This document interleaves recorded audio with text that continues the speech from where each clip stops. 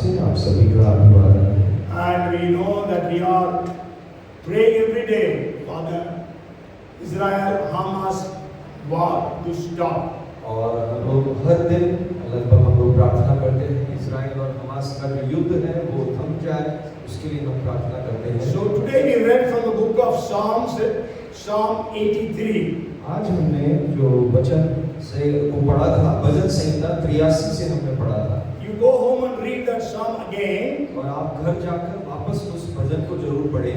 And if you read this psalm, you can understand it is a psalm during war. It is a prayer during war. और आप देखेंगे इस भजन में, ये भजन तब लिखा गया या कहा गया कि जब युद्ध चल रहा था उस दौरान का है ये भजन। And then it says, the title says, the psalm of Asaph.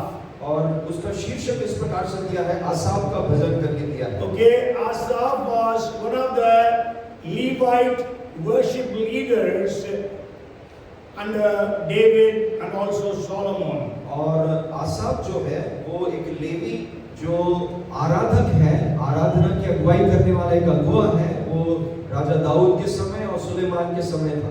And he was a prophetical worship leader. और वो नबूवत के साथ वो आराधना की अगुवाई करता That's है। what the Bible says. ये है जो बाइबल बताती है। So even when I was preparing, I was praying that all our worship leaders must be able to lead worship prophetically in the church. और मैं जब संदेश को तैयार कर रहा था तो मैं यही प्रार्थना कर रहा था कि हमारे कलीसिया के अंदर भी ऐसे आराधना की अगुवाई करने वाले होने चाहिए जो नबूवत के साथ जो है वो आराधना की अगुवाई करें। And Asaph has written 12 psalms. आसाफ ने लगभग 12 भजन को लिखा है। Psalms 50 and then from 73 to 83. और भजन 50 और 73 से लेकर 83 तक। Okay, so we will just go into that psalm. If you read and study this psalm, you can understand this psalm has got, the prayer in this psalm has got 5 parts. और यदि आप इस भजन को दोबारा आप जब पढ़ेंगे और समझने की कोशिश करेंगे तो मालूम पड़ेगा ये भजन 5 भाग में बटा हुआ है। Okay, it is a prayer song. ये एक प्रार्थना का भजन है। Many times we think psalm means only praise. और कई बार हम सोचते हैं भजन मतलब केवल स्तुति करना ही है। Sure, it has lot of praise songs. हाँ, बहुत सारे स्तुति के भजन जरूर हैं। But you may remember me once when I was sharing about psalms. We can say the psalms can be divided into 5 groups.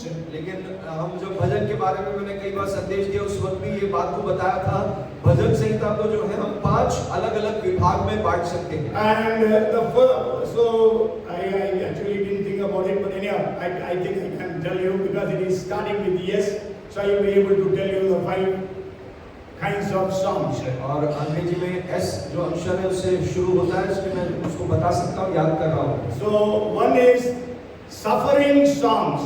और पहला है जो पीड़ा के समय लिखे हुए भजन। Okay, this psalm 83 was written during pains. और ये जो 83 भजन है वो भी पीड़ा के समय, दुख के समय में लिखे हुए भजन हैं। And second is satisfied psalms.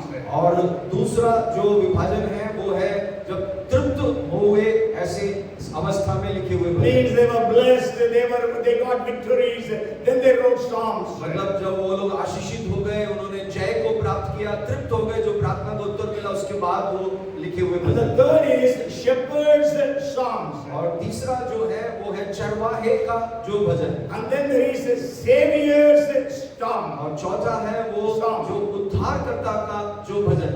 And then the fifth is sinners psalm. और पांचवा है वो पापी का जो भजन। Okay, so you can just study the book of Psalms under these different headings. तो अब जब कभी भी आप भजन से मनन करेंगे तो आप ये 5 विभाजन को आप याद कर सकते हैं और उसके अनुसार आप उसको अध्ययन कर सकते हैं। And this is a song written during a war Israel was facing. और ये एक ऐसा समय में लिखा हुआ भजन है जिस वक्त में इज़राइल जो है एक युद्ध के दौर से गुजर रहा था। And as I told you, this psalm has got 5 parts. जैसे मैंने पहले बताया ये भजन के 5 भाग बटे हुए हैं। So the first part of prayer is cry to God to intervene. और पहला जो भाग है वो ये है कि आप परमेश्वर के सामने रो रहे हैं कि परमेश्वर तू हस्तक्षेप कर हमारी ये समस्या के समय में। Okay, that is verses 1 to 4. ये भजन 83 का 1 से लेके 4 तक की आयतों में हम देख सकते They हैं। pray, do not keep silent, O God, do not hold your peace and do not be still, O God. क्या कह रहे हैं? हे परमेश्वर तुम मौन न रहे, हे परमेश्वर चुप न रहे और न शांत रहे। You know, we are also in problems. हम भी जब समस्याओं से गुजरते हैं, And then what we do is, we also cry unto God. हम भी प्रभु के सामने रोते हैं, चिल्लाते हैं। Okay, Lord, do not be quiet. प्रभु आप शांत ना रहे, मौन ना रहे। Send your help speedily.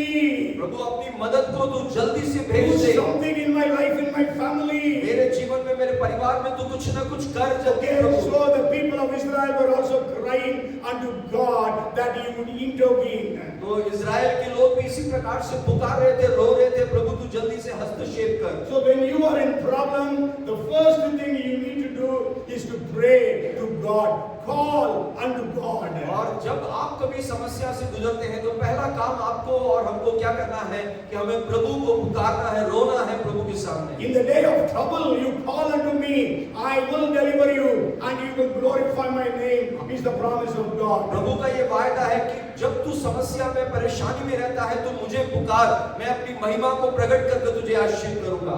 So maybe you are in a problem today, call unto God. हो सकता है आप किसी समस्या से जूझ रहे होंगे, आप परमेश्वर को पुकारें। Sure, we don't have a war now, but maybe our life is in a great struggle. हो सकता है युद्ध का अवस्था ना हो, लेकिन जो है कोई ना कोई संघर्ष आपके जीवन में चल रहा होगा, उस समय आप परमेश्वर को पुकारें। Maybe you may again remember me sharing with you, life is a fight, and every book in the Bible has a message in that situation. और मैंने पहले भी इस बात को बताया था कि जीवन जो है वो एक युद्ध रणभूमि जैसा है, एक लड़ाई चल रही है और हम हमेशा जो है उस वक्त में क्या संदेश प्रभु दे रहा है वो हमें देखना है। No, every book of the Bible has a message for life when the life is a fight. और हर बाइबल का जो पुस्तक है उसमें हम एक संदेश को प्राप्त करते हैं, उस लड़ाई का सामना हमें कैसे करना है। Anybody remembers when life is a fight? So what does the book of Psalm teaches us? और कोई किसी को याद है क्या जब कभी हमारे जीवन में लड़ाई चल रही है उस वक्त में भजन क्या कहता है, भजन की पुस्तक क्या कहती है? Anybody remembers? Life is a fight, but the book of Psalms tells us God is good all the time. जीवन में हमारे लड़ाई के अवसर में एक बात हमें समझना है, भजन से हम ये सीखते हैं परमेश्वर भला है हमेशा हर समय। Life is a fight. God gives wisdom to overcome every fight. That is the message of book of Proverbs. हर एक लड़ाई का सामना करने के लिए परमेश्वर हमें बुद्धि देता है, उसके ऊपर जय पाने के लिए ये नीति वचन हमको सिखाता है। Life is a fight and human wisdom is no use is the message of the book of Ecclesiastes. और सबोपदेशक में ये लिखा है कि जीवन में जब लड़ाई होती है मनुष्य के बनाए उसके ज्ञान कोई मदद नहीं करता है उसमें। Life is a fight and God gives victory. That is the message of the book of Esther. और एस्तर की पुस्तक में ये संदेश हम पाते हैं, जीवन की लड़ाई में जो है परमेश्वर हमें जय देता है, उस बात को हम देखते हैं। After that, I have to think about what is that. Maybe you want, I can send it across. It is there somewhere in the notes. So we know life is a fight. तो हम जो है ये बात को स्पष्ट जान गए हैं कि जीवन में हमें लड़ाई का सामना करना पड़ता है। Is there anyone here who says my life is very smooth? I am in a bed of roses. Is there anyone who can say that? कोई ऐसा यहाँ पर है क्या जो कह रहा है मेरा जीवन तो बड़े आसानी से चल रहा है, फूलों की सेज के ऊपर मैं जैसे रह रहा हूँ वैसी एक अवस्था है, ऐसा कोई कह सकता है? That means all of us are facing some struggle or not. इसका मतलब क्या है? हम में से हर एक व्यक्ति किसी न किसी संघर्ष या चुनौतियों का सामना करता है। So this psalm is a very good psalm to pray when you are in problems. तो ये जो भजन है 83 वो एक बहुत अच्छा भजन है जब आप चुनौतियां या संघर्ष से गुजरते हैं उस वक्त के लिए। And this is actually, these are the days when Hamas and Israel are in war. So we need to pray this song every day for Israel. और ये खास तौर से ये इन दिनों में जब हमास और इजराइल का युद्ध चल रहा है उस समय हमारी भी इसी प्रकार से भजन 83 की प्रार्थना जैसे होनी चाहिए। Because Bible speaks about praying for the peace of Jerusalem and peace of और Israel. हमें प्रार्थना करना है यरूशलेम की शांति के लिए और इजराइल में जो है वो शांति स्थापित हो उसके लिए हमें लगातार प्रार्थना So भी the करना है। psalmist Asaph is still crying unto God that he would intervene in the midst of the war. भजनकार आसाफ जो है इस प्रकार से प्रार्थना कर रहा है, प्रभु इस युद्ध के समय में प्रभु तू हस्तक्षेप कर और तू जो है इसमें तू शांति लेकर आ। If we read the second verse, हम उसकी दूसरी आयत को जो पढ़ते हैं, for behold, your enemies make a tumult, and those who hate you have lifted up their head. वहाँ इस प्रकार से लिखा है, क्योंकि देख तेरे शत्रु हंगामा मचा रहे हैं और तेरे बैरियों ने सिर उठाया है। What does it say? It is not saying Israel's enemies. It is saying God's enemies. वो ऐसा नहीं कह रहे कि इजराइल के शत्रु, वो कह रहे हैं परमेश्वर तेरे शत्रु हैं ऐसा So कह the रहे हैं। enemies you are having are not your enemies. First of all, you have to understand they are God's enemies. तो आपका भी कोई अगर शत्रु है तो आप ये ना सोचें कि वो आपका ही शत्रु है, वो परमेश्वर के शत्रु हैं। इस बात को आप जानें और समझें। Now he is saying your enemies and those who hate you. और क्या लिखा है? परमेश्वर तेरे शत्रु और जो तेरे बैरी हैं ऐसा लिखा है। So the true antagonist, the true enemies are not Israel and Hamas. The true enemies are God and Satan. और सच में ये देखा जाए तो शत्रु हमास या इजराइल नहीं है, हम देखें तो वो परमेश्वर और शैतान के बीच का वो युद्ध है। ये समझना है। So Satan instigates the people and to work against the plans and the people of God. और शैतान हमेशा जो है परमेश्वर के लोग और उसकी जो संतान है उनके खिलाफ में वो शत्रुता पैदा कर उनके बीच में वो हमला कराने की कोशिश करता है। And the third verse says, और तीसरे आयत इस प्रकार कहता है, they have taken crafty counsel against your people and consulted together against your sheltered ones. वे चतुराई से तेरी प्रजा की हानि की सम्मति करते और तेरे रक्षित लोगों के विरुद्ध युक्तियां निकालते हैं। Yes, your people and your sheltered ones. तेरे लोग और तूने जिनको तूने सुरक्षा दिया है उनके विरुद्ध। Okay, so we know, so God's people, we know that Israel are God's people. हम जानते हैं इजराइल जो है परमेश्वर के लोग कहलाते हैं। Okay, so that's why he's saying your people. इसीलिए कहा है प्रभु तेरे लोग। I think last Sunday or week before that, I shared with you, God addresses Israel as my people. परमेश्वर ने ये संबोधन करके बताया है, मैंने पिछले रविवार या उससे पहले मैंने बताया था कि इजराइल जो है वो मेरे लोग हैं करके बताया। And that comes 178 times in the scripture. वो 178 बार वचन में हम देखते हैं। And Bible says about Israel, his people means God's people. और बाइबल इजराइल के बारे में बोलते हैं कि वो परमेश्वर के लोग हैं। And that is coming 90 times. वो 90 बार बताया गया है। And people tell God about Israel, your people. और जो लोग हैं वो कह रहे हैं परमेश्वर से कि परमेश्वर हम तेरे हैं, ऐसा कह रहे हैं। That comes 98 times. वो 98 बार बताया गया है। So today we know the world is anti-Israel. आज हम देखते हैं सभी इजराइल के विरोधी हो गए हैं। They don't look to the atrocities of Hamas. और वो हमास के जो कुछ भी उनके जो हरकतें हैं और जो पीड़ाएं दे रहे हैं वो नहीं देख पा रहे हैं। The media doesn't cover that. और वो जो है मीडिया में आप नहीं देख पा रहे सही वहां का क्या हालत है। You know what does Israel say? आपको बताएं इजराइल क्या कह रहा है? We don't go for fight. हम लड़ाई के लिए नहीं जाते हैं, We want peace. हम तो शांति चाहते हैं। But if they come, लेकिन अगर वो आते हैं we will not be quiet. हम शांत नहीं रहेंगे। And then the fourth verse says, और चौथी आयत ये कहती है, that is their agenda. Is the agenda of the enemy. उनके जो शत्रुओं के जो बिंदु हैं, जो बातें हैं वो बताइए। It says they have said, come and let us cut them off from being a nation, that the name of Israel may be remembered no more. चौथी आयत में कहा उन्होंने कहा आओ हम उनका ऐसा नाश करें कि राज्य भी मिट जाए और इज़राइल का नाम आगे को स्मरण ना रहे। See, that is their plan. ये है शत्रुओं की योजना। What is Hamas' agenda? Hamas का एजेंडा क्या है? You know, there is an article, means the doctrine of Hamas. It is having 36 articles. और हमास के क्या क्या उपदेश हैं उसमें 36 ऐसे आर्टिकल जो है बताए हैं। And in that, many of the articles, their main aim is Israel should not exist. और उन्होंने उस आर्टिकल में ये खास तौर से जोर देकर बताया है कि इज़राइल का नामो निशान नहीं होना चाहिए, ऐसा करके We बताया। have to take over that land and Jerusalem must be our capital. और वो कहा है कि वो फलिस्ती लोग आकर उस पर उस जमीन के ऊपर कब्जा कर ले और उनका नामो निशान मिटा दे। And you know what is the agenda of Iran? Iran का क्या एजेंडा है? Iran's president announced और ईरान के जो राष्ट्रपति है उन्होंने ये घोषणा किया, Mahmoud Ahmadinejad. Mahmoud Ahmadinejad, He said we must wipe off, we have to wipe Israel off the map of the world. और उन्होंने क्या किया है कि इज़राइल का जो है मानचित्र से ही जो है उसको हटा देना है करके, नामो निशानी मिट जाना। That is what we read just now from the 4th verse of 83rd Psalm.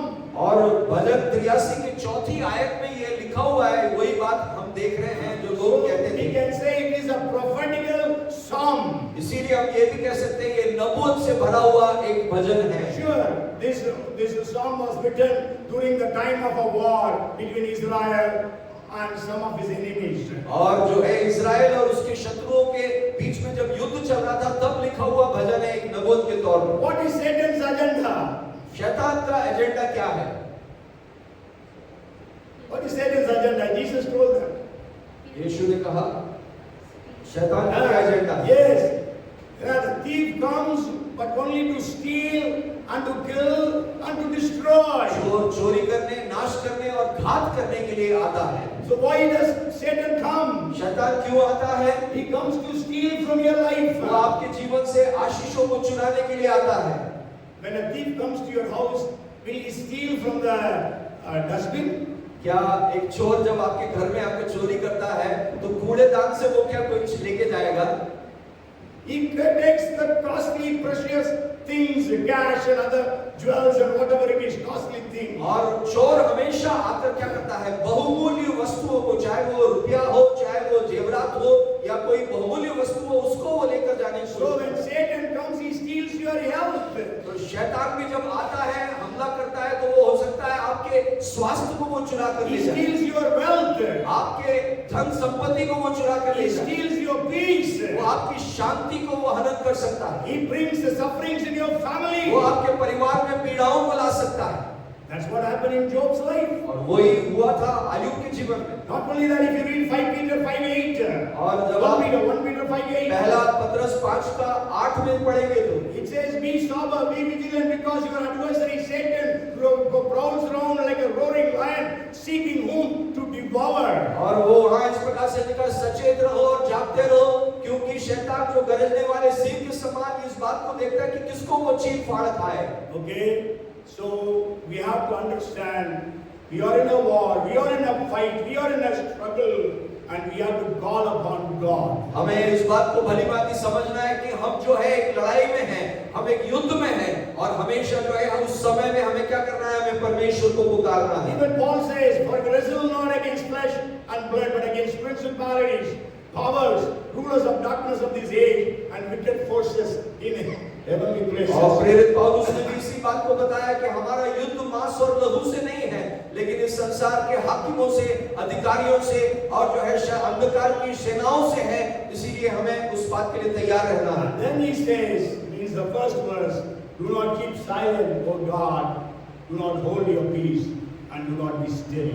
और हम देखते हैं भजन 83 का पहले आयत में क्या कहा है? हे परमेश्वर तुम मौन ना रहे, हे परमेश्वर तू चुप ना रहे और ना शांत रहे। Okay, so we have to cry to God for His intervention. हमें प्रभु के सामने आकर पुकारना है और परमेश्वर के हस्तक्षेप को हमें मांगना है। Because it is not by our might, not by our power, but by my Spirit, says the Lord of hosts. क्योंकि ये ना तो हमारे बल से, ना हमारी युक्ति से, ना शक्ति से, लेकिन परमेश्वर की आत्मा के द्वारा ये जो है सेनाओं का यहोवा कहता है। That prayer, 3 words He used, all the 3 words mean the same thing. और उसमें उस प्रार्थना में 3 आयतें जो बताया है, उसमें तीनों में एक ही बात बताया है। Okay, that shows the intensity of the prayer. इसका मतलब क्या है? उस प्रार्थना की गंभीरता और उसमें कितने वो जज्बे के साथ वो प्रार्थना कर रहा है। How desperate are you that God should come and deliver you? कितने व्याकुलता के साथ वो परमेश्वर से मांग रहा है कि प्रभु तेरा हस्तक्षेप हम अभी चाहते हैं। Okay, and the second part of the prayer, और दूसरा जो भाग है उस प्रार्थना का, and that is the situation that they were in. और जिस परिस्थिति में वो है उसको वहां दर्शाता है। It says, for they have consulted together with one consent, they form a confederacy against you. वहां इस प्रकार से लिखा है 5वीं आयत में, उन्होंने एक मन होकर युक्ति निकाली है और तेरे ही विरुद्ध वाचा बांधी है। Okay, if you read the names, there are 10 nations written there. और आगे अगर आप पढ़ेंगे तो वहां 10 राष्ट्रों के नाम वहां बताए And all गए। those 10 nations are those nations which are around Israel today. और वो सारे जो 10 राष्ट्र हैं वो आज इजराइल के आजू बाजू के अड़ोस पड़ोस के जो है राष्ट्र हैं। So the nations around Israel are now fighting against Israel. और जितने इजराइल के चारों ओर जो दूसरे राष्ट्र हैं वो उससे लड़ रहे हैं। So the psalmist is telling God, God, this is the situation we are in. भजनकार इस प्रकार से परमेश्वर से कह रहे हैं, प्रभु आज हमारी परिस्थिति ऐसी है, अड़ोस पड़ोस के सारे राष्ट्र हम पर हमला कर रहे हैं। So the second part of the prayer is telling God, presenting before God the situation that they are in. दूसरा जो भाग है ये प्रार्थना का, वो है परमेश्वर के सामने उस समय की वर्तमान परिस्थिति को वो बता रहे हैं। God knows everything. परमेश्वर सब बातों को जानता है। But God wants you and me to go and tell God the situation you are in. लेकिन परमेश्वर ये चाहता है कि हम परमेश्वर के सन्मुख जब आए तो आज की वर्तमान परिस्थिति का बयान हम उसके सामने करें। Tell God your problems. आप परमेश्वर के सामने अपनी समस्याओं को बताएं। Tell God how you are disappointed and discouraged and depressed. और आप परमेश्वर के सामने ये बता सकते हैं किस प्रकार से आप निराश हैं, उदास हैं, हताश हैं। How much injustice is done to you. और आपके जीवन में कैसे अन्याय की बातें हुई हैं उसको आप बता सकते हैं। How unbelievers or non-Christians are attacking you. कैसे अविश्वासी लोग आप पर हमला कर रहे हैं उस बात को आप बता सकते हैं। Maybe you are from a non-Christian family. हो सकता है आप एक गैर मसीही परिवार से हो। And because you have accepted Jesus, maybe your family members are very much anti towards you. क्योंकि आपने यीशु मसीह को ग्रहण किया है, इस कारण से हो सकता है आपके परिवार के स्वयं के सदस्य ही आपके विरोध में वो कुछ बातें कर रहे होंगे। Maybe a few weeks back, one sister in our church, she came and testified. Today she is not here. और 2-3 हफ्ते पहले एक बहन ने आकर गवाही दी, आज वो बहन यहाँ नहीं है। And she said her husband wants to leave her. She has to leave Jesus, otherwise her husband would leave her. और वो बहन इस प्रकार से बोल रही थी गवाही में कि जो है उनके पति ने ये शर्त रखी है कि या तो यीशु को तू छोड़ दे, नहीं तो फिर मैं तुमको छोड़ दूंगा। So she said, "Yeah, I am willing to leave my husband, but I cannot leave my Jesus." और जो है उन्होंने यहाँ खड़े होकर गवाही भी दिया कि मैं जो है पति को छोड़ दूंगी लेकिन यीशु को नहीं छोड़ूंगी करके मैंने। But then she is in tears every day, every night. वो हर दिन और हर रात वो आंसुओं के साथ अपना जीवन बिता रही She है। is praying so much, fasting so much that her husband would be saved. बहुत ज्यादा वो प्रार्थना कर रही है, उपवास कर रही है कि उनके पति का उद्धार हो So we जाए। have to reveal to God. We have to tell, open our heart and pour out our heart before God. हमें भी अपने परिस्थिति को, वर्तमान परिस्थिति को परमेश्वर के सामने खुलासा करके बताना है कि हम किस दौर से गुजर रहे हैं। Hannah poured out her heart. हन्ना ने अपने हृदय को उंडेल दिया। Okay, she was so much vexed or so much she was grieved as she was praying. Eli, the pastor thought this lady is drunk. और जो है वो अपनी वेदना को इतना ज्यादा अपने हृदय को परमेश्वर के सामने उसने उंडेल दिया कि वहां के जो उस समय के याजक एली ने ये सोचा कि ये जो है शायद मदमस्त है, वो शराब पी हुई है। Okay, when time permits, maybe we can see what the 10 nations that were given, what are they today, but then today I am not going to share those things. और ये 10 राष्ट्र कौन कौन से हैं, अगर समय मिला है तो बाद में मैं उस बात को खुलासा करके बताऊंगा. Okay, the third part of prayer. और ये भजनकार की तीसरी जो प्रार्थना का तीसरा भाग क्या है? And that is Psalms 83 verses 9 to 12. वो भजन 83 का 9 से लेकर 12 तक की आयतों में Where the psalmist is said, cry for history to be repeated. He is crying to God that God would repeat the history. और वो भजनकार इस प्रकार से वो परमेश्वर के सामने वो रो रहा है कि प्रभु तू इतिहास को एक बार और तू रच दे करके. He is actually quoting what happened during the days of the judges. और जो है न्यायियों के समय जो घटना घटी उस बात को वो वहां पर बता रहा है. Whatever names are given here, you go home and read. They all are found in the book of Judges, chapter 4 to 8. 5 chapters, 4, 5, 6, 8. न्यायियों की पुस्तक उसका 4 से लेके 8 अध्याय तक अगर आप पढ़ेंगे तो यहाँ जो भजन 83 के 9 से 12 में जितने नाम बताए हैं उसका वहाँ वर्णन दिया गया है. So he is crying unto God, God, you did during the days of judges, you do it again during our days. भजनकार क्या कह रहा है कि न्यायियों के समय में तूने जो इतिहास रचा था वैसे ही तू हमारे समय में भी तू ऐसा कर दे. So when we pray, what we pray? तो हम जब प्रार्थना करेंगे कैसे प्रार्थना करना? We say, Lord, you did for them, you do it for us. प्रभु तू उनके लिए तूने ऐसा किया, तू मेरे लिए भी तू ऐसा What कर. you did in the first century, thousands, God said, do it again in Bhopal, in India. प्रभु पहली सदी की कलीसिया में हजारों लोग विश्वास में आए. आज के दौर में भी भोपाल में ऐसा ही होने पाए, हजारों लोग आए. The entire city got saved, let it be saved. The entire city got saved, let it happen again. पूरा शहर जो है उद्धार को प्राप्त किया. एक और बार प्रभु तू इतिहास को रच दे. So we need to quote the scriptures or the history that is in the scripture. हमें जो वचन में जो बातें बताई है उस वचन को लेकर हमें प्रार्थना में रखना है, या इतिहास में जो परमेश्वर ने बड़े काम किए उसको रखकर हमें कहना है प्रभु इतिहास को दोहरा दे. Because God is not a respecter of persons. क्योंकि परमेश्वर मनुष्य का मुंह देखकर आदर करने वाला नहीं है. And also he is not changed. और परमेश्वर कोई बदलता नहीं The है. Bible says the Lord, that I am the Lord, I change not. और परमेश्वर ने कहा मैं वो प्रभु हूँ जो बदलता नहीं हूँ. And it again says Jesus Christ is the same yesterday, today and forever. और दोबारा क्या लिखा है? यीशु मसीह आज कल और युगानुयुग एक सा है. So God, you did during that time, do it again. परमेश्वर तूने उस समय जो किया है आज भी तू ऐसा कर. ऐसा हमारी प्रार्थना हो. You did for them, do for us. तूने उनके लिए किया है तो तू हमारे लिए भी ऐसा कर. There is a beautiful song in English language. और एक बहुत ही अच्छा एक गीत है अंग्रेजी में. It is no secret what God can do.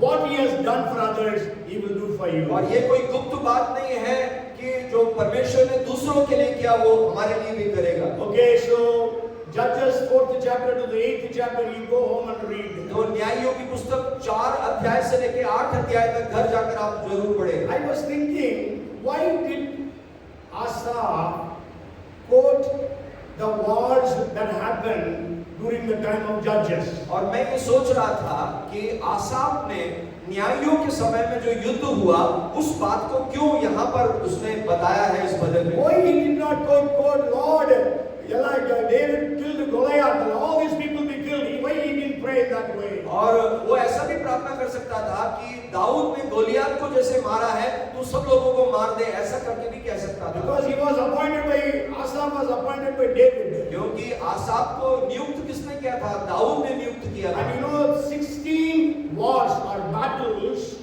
16 wars David waged, and every time David won the battle or won the war. और राजा दाऊद ने 16 युद्ध लड़े हैं और हर एक युद्ध में वो जयवंत हुआ है.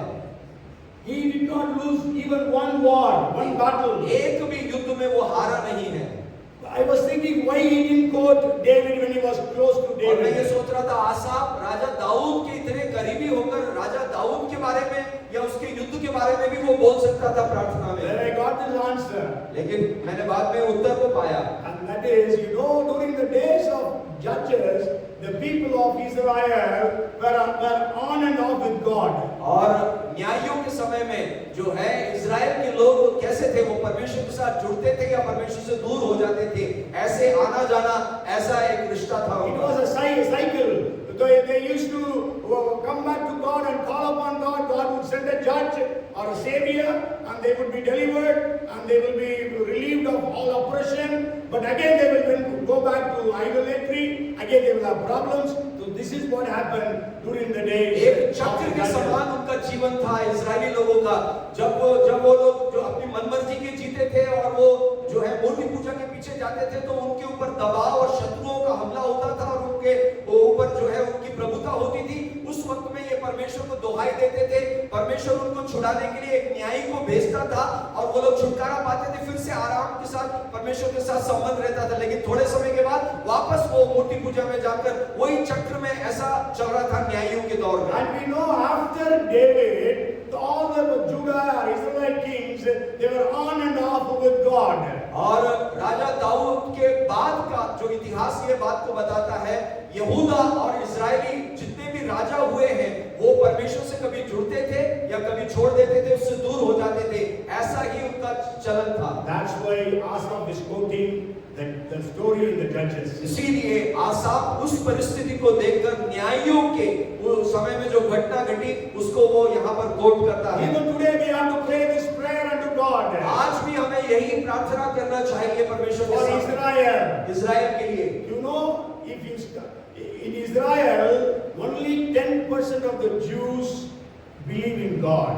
और इजराइल की हालत ऐसे है कि 10% लोग ही केवल वो परमेश्वर पर विश्वास करते हैं। They only follow the Old Testament scriptures. और वो केवल पुराने नियम के वचन को ही वो मानते हैं। Yes, they were, because they don't believe in the New Testament, so they believe only 10% of them. वो भी कैसे, पुराने नियम के केवल 10% लोग ही इजराइल के आज की परिस्थिति में वो परमेश्वर का भय मानते हैं। 90% of the Jews don't believe in God. और 90% जो इजरायली लोग हैं वो परमेश्वर पर विश्वास ही नहीं करते हैं।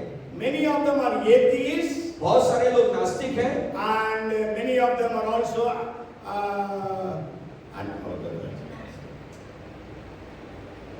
I forgot that word. Agnostics. Agnostics means they say we don't know whether there is God or और not. वो लोग जो है शंका करते हैं कि परमेश्वर है या नहीं है। Okay, they are not worried about a God if he is there or not. वो परमेश्वर है या नहीं करके वो उस पे चिंता नहीं करते हैं। So they are not religious. 90%. कहने का मतलब ये 90% लोग वो धार्मिक प्रवृत्ति के नहीं हैं। So this prayer can be prayed for Israel even during आज this time. उस वेदना के साथ हमें भी इजराइल के लोगों के लिए प्रार्थना करना चाहिए। Okay, the fourth part of the prayer, और चौथा जो भाग है इस भजन में हम देखेंगे, and that prayer is cry to God that God would fight. और ये चौथा भाग ये है कि पर रो रहे हैं परमेश्वर के सामने कि प्रभु तू हमारे लिए लड़ाई कर। First is cry to God for God to intervene. पहला है परमेश्वर के सामने रो रहे हैं कि प्रभु तू हस्तक्षेप कर। Second is they were explaining to God their situation. दूसरा है परमेश्वर के सामने अपनी वर्तमान परिस्थिति को वो विवरण दे रहे हैं। And third is cry to God to repeat the और history. तीसरा है वो परमेश्वर के सामने रो रहे हैं कि वो इतिहास को दोबारा वो रच दे। And the fourth is they are crying to God that God would fight the battle. चौथा वो ये परमेश्वर के सामने रो रहे हैं कि प्रभु तू हमारे लिए लड़ाई कर। That is verses 13 to 15. और 13 से लेकर 15 आयत तक हम उस बात को Maybe we देखेंगे। will read those verses. हम उन आयतों को पढ़ेंगे। It says, "Oh my God, make them like the whirling dust, like the chaff before the wind, as the fire burns the woods, and as the flame sets the mountains on fire. So pursue them with your tempest and frighten them with your storm." Yeah. मैं मेरे परमेश्वर इनको governor की धूली या बबर से उड़ाए हुए भूसे के समान कर दे।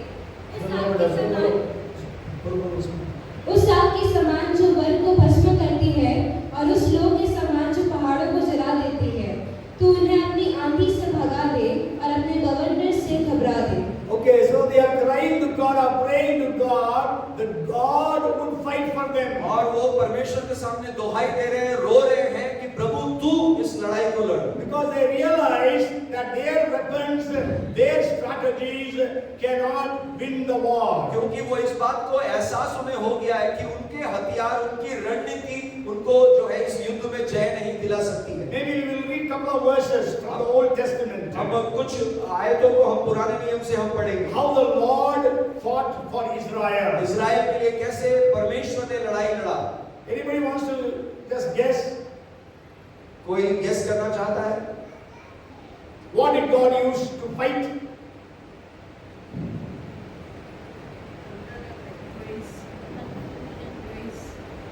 Praise. Okay, that's yeah. But then He used some things to fight against the enemies. शत्रुओं से लड़ने के लिए परमेश्वर ने क्या किया या कैसे परमेश्वर Praise ने is good, and they fought against each other and they were killed. But then God did something, sent something, and fought against them. परमेश्वर ने कुछ भेजा और जय दिलाया है। Anybody wants to guess? Okay, first is thunder. Thunder. पहला है बिजली कौंधना। Let's read 1 Samuel chapter 7 verses 10 and 12. पहला शमूएल 7 अध्याय उसका 10 और 12 आयत को। The Lord thundered with a loud thunder upon the Philistines that day, and so confused them that they were overcome before Israel. पढ़े पहला शमूएल 7 का 10 और 12। और जिस समय शामुएल होमबलि को चढ़ा रहा था, उस समय पलिश्ती इस्राएलियों के संग युद्ध करने के लिए निकट आ गए।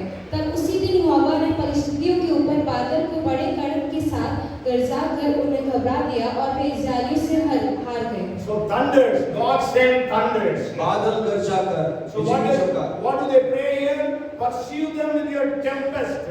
यहाँ क्या बोला है? परमेश्वर तू आंधी या बवंडर के साथ तू घबरा दे। Yes, so thunders. तो जो है बादल गरजा का। And then let's read Exodus chapter 23 and verse 28. फिर हम पढ़ते हैं निर्गमन 23 का 28 में भी हम देखते हैं। I will send hornets before you, which shall drive out the Hivite, the Canaanite, and the Hittite from before you.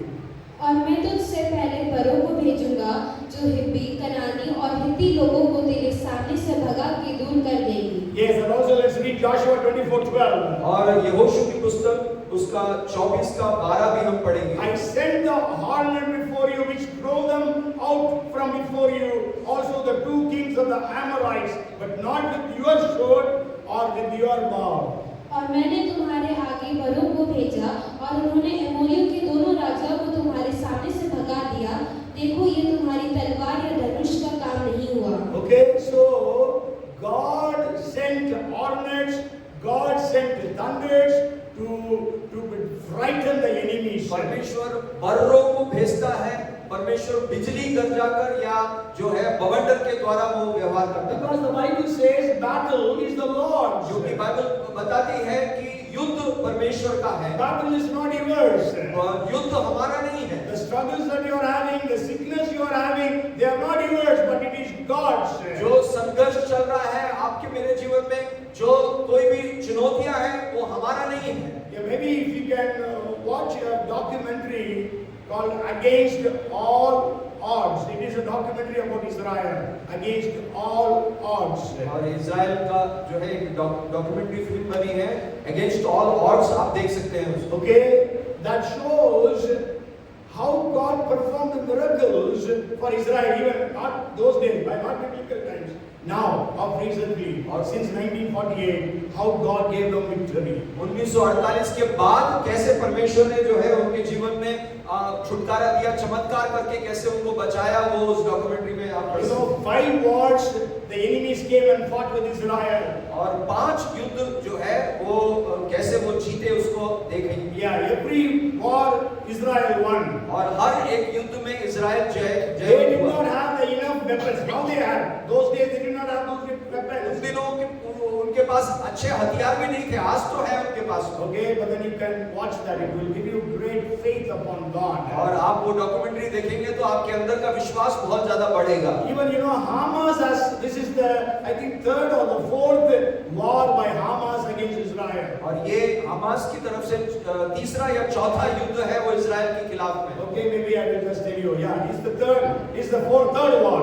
2008, 2009, that was the first Gaza war. 2008 और 2009 में गाजा वार पहले बार हुआ था। And the 2014, there was second Gaza war. 2014 में दूसरी बार जो है ये युद्ध गाजा वार हुआ था। And now it is 2023, the third Gaza war. अभी जो है 2023 में ये गाजा वार जो चल रहा है। And also I will share with you one more thing. Gaza does not belong to Palestinians. Gaza belongs to Israel. और गाजा जो जगह है वो फलस्तीन का नहीं है, वो इजराइल का है। Maybe you may remember the land that God promised Israel is about 3 lakh square miles. 300,000 square miles of land was what was promised by God to Abraham, Isaac and Jacob. और 3 लाख वर्ग फल जो है जमीन जो है परमेश्वर ने इजराइल को वायदे के देश में दिया है। But even at their peak, I think I shared about it, they had 180,000 square miles, and that was during the time of David. और दाऊद के समय में 1,80,000 स्क्वायर मील उनको मिला। Okay, but now they have got only 8,675 square miles of land. और अभी 8,675 square मील ही है उनके पास में। Actually, I'm just looking for the words. It says Gaza, it belongs to Israel. It is there written somewhere, but then so many verses are there. Okay, yeah, just for your information, maybe I will just share with you within a couple of minutes. Gaza जो है वो Israel का है करके वचन भी है, उस बात को मैं किसी और Yeah, it's a Joshua 15 and verse 1. You read Joshua chapter 15 and verse 1. यहोशू की पुस्तक 15 अध्याय उसकी पहली आयत पढ़े। It actually belongs to Judah tribe. 15 and verse 1. वो यहूदा गोत्र का है। यहूदियों के गोत्रों का भाग उनके कुलों के अनुसार चिट्ठी डालने से एदोम की सीमा तक और दक्षिण के और सीन के जंगल तक जो दक्षिणी सीमा पर है ठहरी। Okay, and then we can read Gaza. I think it is 49 the verse. No, 49. 47th verse. फिर अपने अपने नगरों और गांवों समेत अशदोद और अज्जा वरन मिस्र Gaza, के Gaza. Gaza. Okay, so it is giving the names of the cities or towns that was belonging to the tribe of Judah. वहाँ जो यहूदा गोत्र है उनके जो शहर और उनके जो नगर हैं उसके बारे में बताया है। 47th verse says Ashdod with its towns and villages, Gaza with its towns and villages, as far as the book of Egypt and the Great Sea with its coastlines. 47 को एक और बार। फिर अपने अपने नगरों और गांव समेत अशदोद और अज्जा वरन मिस्र के नाले तक और महासमुद्र के तट तक जितने नगर हैं। Yes, even in Judges 1:18 you can read that. और यहूदा के न्यायियों की पुस्तक 1:18 में भी हम उसको पढ़ते हैं। Okay, so Gaza belongs to the people of Israel. Gaza जो है वो परमेश्वर के लोग इजराइल का है वो। God gave them eternally. परमेश्वर ने उन्हें अनंतता के लिए दे दिया है। So we really need to pray that the Palestinians and Arabs must understand that land belongs to Israel and not to the Palestinians. हमारी ये प्रार्थना होनी चाहिए कि फलस्तीन लोग और जो अरब लोग हैं वो इस बात को समझे कि ये जो जगह है वो इजराइल का है। Okay. So the last part of the prayer, the fifth part of the prayer is, तो भजन 83 का आखिरी भाग जो प्रार्थना का है, it is crying unto God for the enemies to know the Lord. और वो क्या है, वो परमेश्वर के सामने रोकर पुकार रहे हैं कि प्रभु ये जो शत्रु है वो तुझे जान पाए। Yes, that is what we read in verses 16 to 18. और 16 से लेकर 18 तक की आयतों में हम उसको देखते हैं। It says, fill their faces with shame, that they may seek your name, O Lord. Let them be confounded and dismayed forever. Yes, let them be put to shame and perish, that they may know you, whose name alone is the Lord, or the Most High over all the earth. Amen. इनके मुंह को अति लज्जित कर कि हे यहोवा ये तेरे नाम को ढूंढे, ये सदा के लिए लज्जित और घबराए रहे, इनके मुंह काले हो और इनका नाश हो जाए, जिससे ये जाने कि केवल तू जिसका नाम यहोवा है सारी पृथ्वी के ऊपर परम प्रधान है। Yes, it says they may seek your name.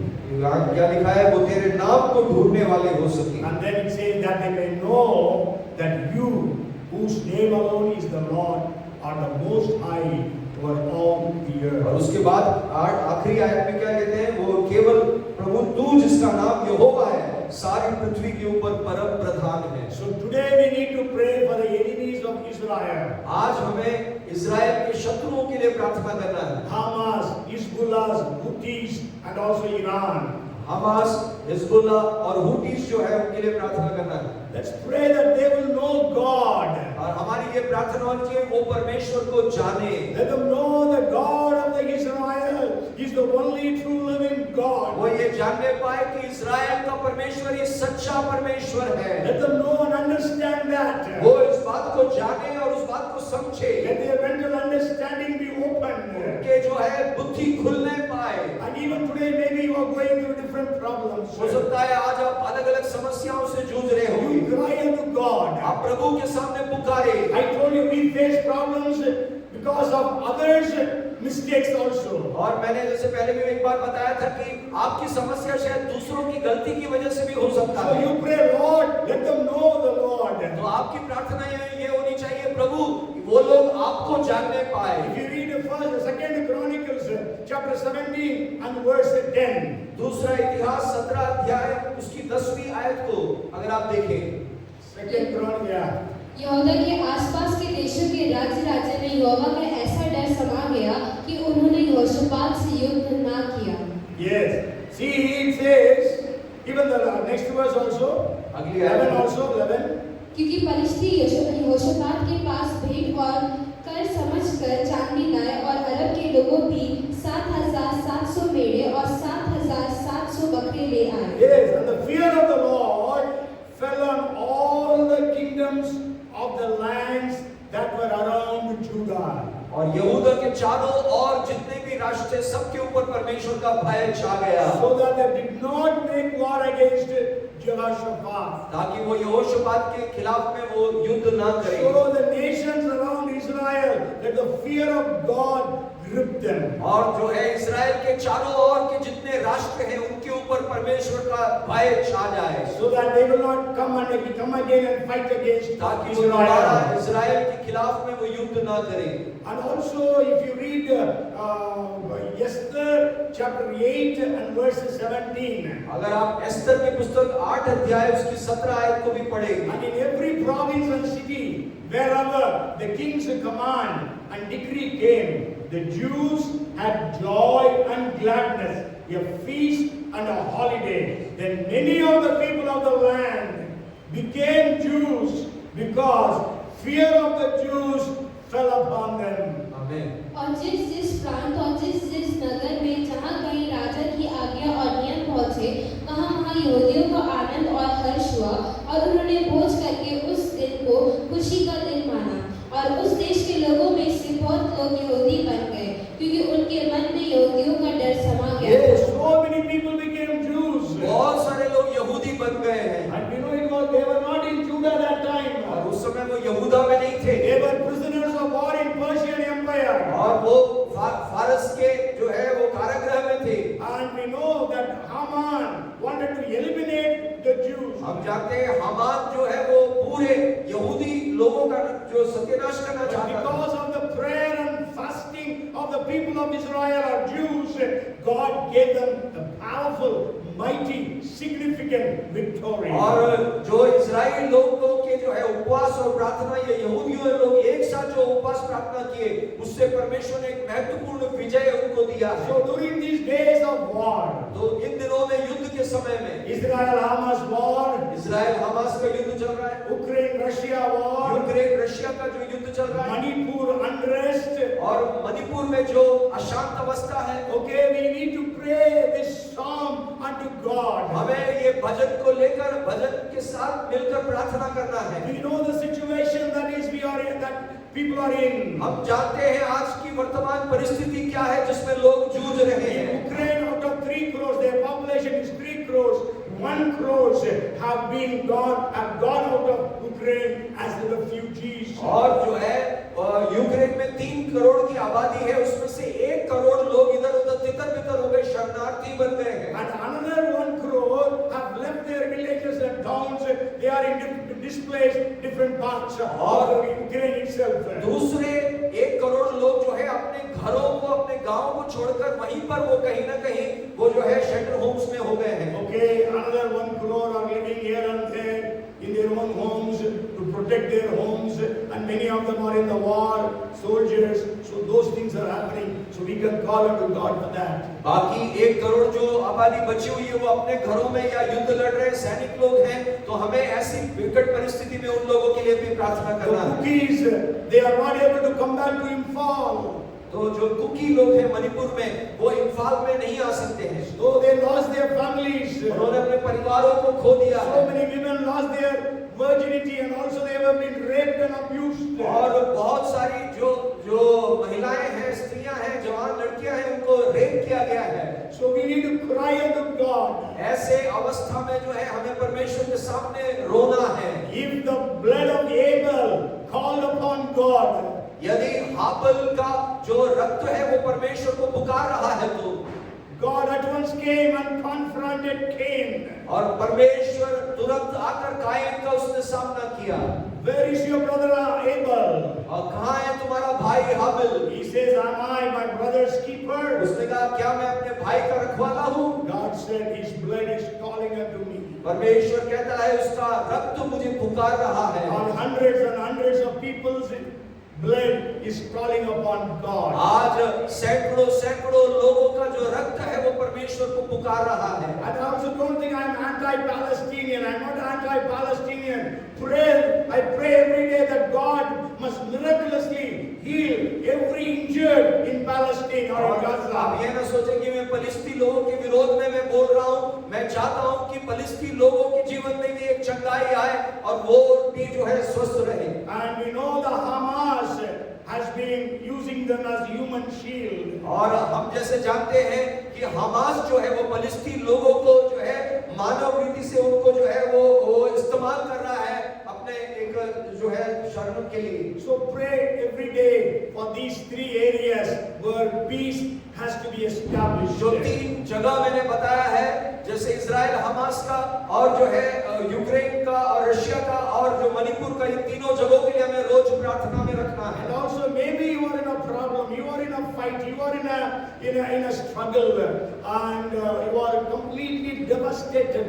You cry unto God using this psalm. और हो सकता है आपकी परिस्थिति भी कुछ और होगी, आप बिल्कुल टूट गए होंगे, आप बिल्कुल विनाश की कगार में होंगे। अगर ऐसा है तो इस भजन को लेकर आप भी ऐसे ही परमेश्वर के सामने Whatever पुकारें। may be your need, there are promises in the Bible for every one of your needs. You claim, take that verse and ask God to fulfill it for you. आपके जीवन में कोई भी चुनौती क्यों ना हो, हर एक चुनौती के लिए बाइबल में वचन दिया गया है, वायदे का वचन। उस वायदे को, वचन को लेकर आप प्रार्थना में परमेश्वर के सामने पुकारें। Life is a fight, but God will give you the victory. परमेश्वर जो है जीवन एक संघर्ष है, लड़ाई है, लेकिन परमेश्वर हमको विजय देगा।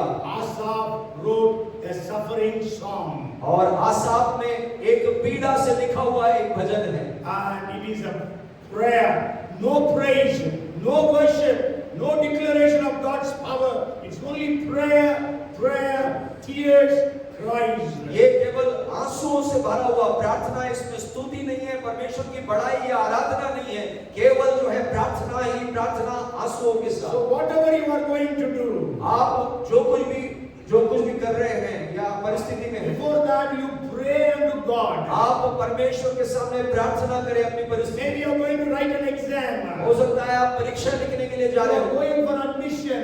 हो सकता है आप एडमिशन के लिए जा रहे होंगे, Maybe you are going to face an interview. हो सकता है इंटरव्यू आप देने जा रहे होंगे, Maybe you are going to visit a doctor because you are not well. आप स्वस्थ नहीं है, हो सकता है एक डॉक्टर से मिलने जा रहे होंगे, Maybe you are going for a surgery. हो सकता है आपकी एक ऑपरेशन या सर्जरी हो रहा Maybe you हो, are going to drive or you are going to travel. आप कहीं यात्रा कर रहे होंगे गाड़ी में जाने के लिए, Maybe you are looking for a boy or a girl for your son or a daughter. हो सकता है आप अपने बेटे या बेटी के लिए विवाह प्रस्ताव को ढूंढ रहे होंगे। And pray before that. उसके पहले आप परमेश्वर को पुकारे, प्रार्थना करें। God will answer your prayer. परमेश्वर आपकी प्रार्थनाओं का उत्तर देगा। So this prayer, this psalm has got 5 parts. ये भजन जो है 5 भागों में बटा है। The first part is there is a cry unto God that God would intervene. पहली जो भाग में हमने देखा परमेश्वर के सामने रोकर पुकार रहे हैं कि परमेश्वर तू हस्तक्षेप कर। Second is they were explaining their situation. दूसरा भाग है वो अपने वर्तमान परिस्थिति को परमेश्वर के सामने विवरण दे रहे हैं। Third part speaks about their cry to God for God to repeat the history. तीसरा भाग हमने देखा कि वो परमेश्वर के सामने दोहाई दे रहे हैं कि तू इतिहास को दोबारा रच दे। And the fourth thing is crying unto God, God you fight, we are not able to overcome. चौथा उन भाग में हमने देखा वो परमेश्वर से पुकारे, प्रभु हम लड़ नहीं सकते हैं, तू हमारे लिए लड़, ऐसा करके उन्होंने कहा। You send an angel. तू एक स्वर्गदूत को भेज दे। God sent an angel and he killed 185,000 Assyrian soldiers in one night.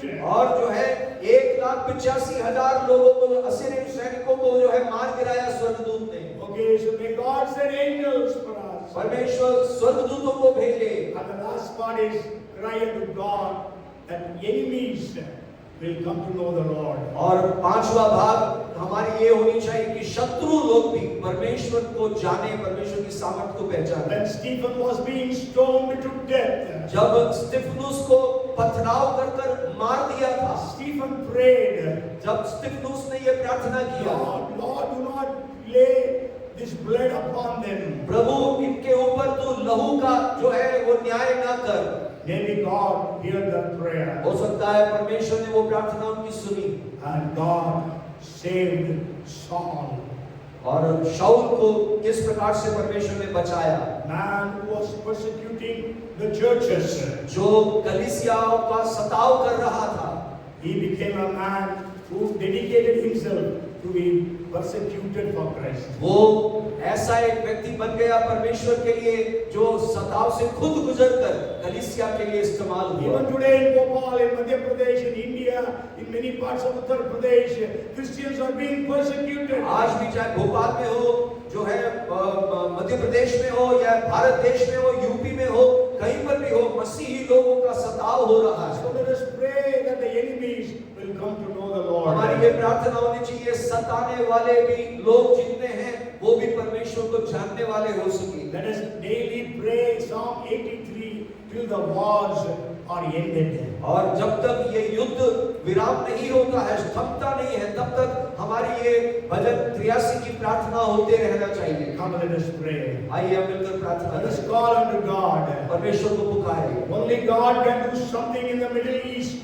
केवल जो है मिडिल ईस्ट में परमेश्वर ही कुछ कर सकता है, Only God can stop Hamas-Israel war. और केवल परमेश्वर ही हमास और इजराइल के युद्ध को रोक सकता है, Only God can bring about normalcy in Manipur. और केवल परमेश्वर ही मणिपुर में एक शांत अवस्था ला सकता है। Only God can stop the Ukraine-Russia war. केवल परमेश्वर ही यूक्रेन और रशिया का जो युद्ध है उसको रोक सकता है। Lord God of Israel, we call unto you. हे इजराइल के परमेश्वर, हम आपको पुकारते हैं। You are our God. आप हमारे परमेश्वर You हैं, are my God. आप मेरे परमेश्वर हैं, You are the God of the church. आप कलीसिया के परमेश्वर We हैं। are calling unto you. हम आपको पुकारते हैं। We pray for peace in Jerusalem and in Israel. हम यरूशलेम और इजराइल में शांति को बुलाते हैं। God, you move there. प्रभु तू अपना कार्य वहां कर। You repeat what you did in the days of the Bible. प्रभु जी, आप बाइबल में जो इतिहास लिखा है उसको तू दोबारा रच दे। You know the situation there. आप वहां की परिस्थिति को जानते हैं। 7th of October, the Hamas came and killed 1,400 Israelites. और 7 अक्टूबर को 1,400 इजरायलियों को हमास ने मार रहा। 230 239 people have been taken as hostages. और 240 लोगों को खुदावंद वहां पर वो लोग लेकर उनको चले गए हैं। Thank you that 3 people are released. और उन बंधक लोगों को बनाकर ले गए, लेकिन उसमें से कुछ लोग छुड़ाए गए। And Lord, we pray for those who are injured. और जो लोग जो हमले में खुदावंद जो घायल हुए उनके लिए प्रार्थना करते हैं। That the international community understand that Hamas is using charity money for buying arms, ammunition, building tunnels. अंतर्राष्ट्रीय स्तर के लोग इस बात को जाने कि जो दान में दिया हुआ पैसा है उसका गलत इस्तेमाल करके टनल्स बना रहे हैं ये हमास के लोग। God intervene.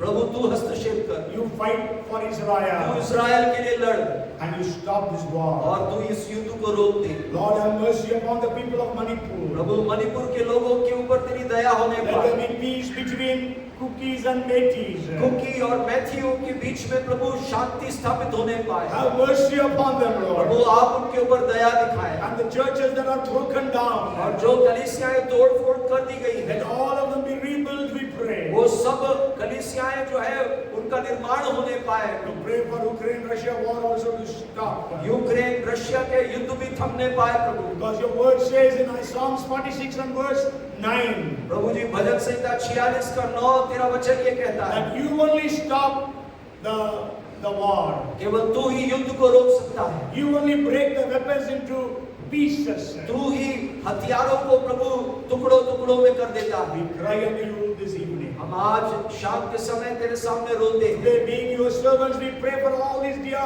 brothers and sisters and children here. आपके दास होने के नाते हम प्रिय भाई बहन और बच्चों के लिए प्रार्थना करते हैं। Maybe they are going through struggles. हो सकता है वो संघर्ष चुनौती से गुजर रहे हैं। Maybe their lives are full of tears and pains and sicknesses. उनके जीवन में आंसू है, खुदावंद दर्द है और वो बीमारी से गुजर रहे They होंगे। are crying unto you day and night. प्रभु वो रात और दिन वो प्रार्थना कर रहे हैं।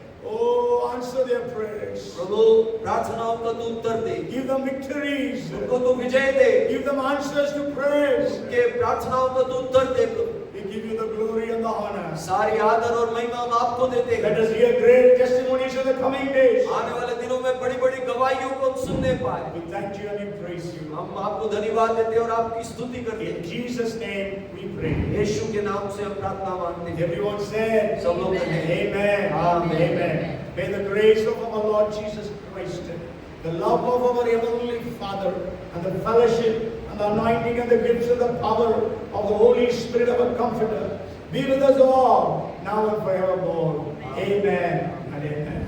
Bolo Prabhu Yeshu Masih.